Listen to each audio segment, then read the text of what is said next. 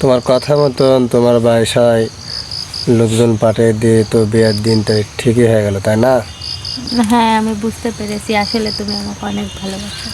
আসলে আমার জায়গার জন্য অন্য কোনো ছেলে হতো তো মনে করো কতটা চলে যেত, অন্য কথা বলতো, মানে বলতো, এড়িয়ে যেত, অনেক এড়িয়ে চলে ছেলেরাই যেত। তো আছে এরকম, কিন্তু তুমি আমাকে আসলে বিশ্বাস করেছো, আমিও তোমাকে বিশ্বাস করি। ভালোবাসাটা যদি মন থেকে কাউকে ভালোবাসে আসলে তাকেই মানে জীবন সঙ্গী করে নিতে হবে, ঠিক আছে? এটাই হলো নিয়ম।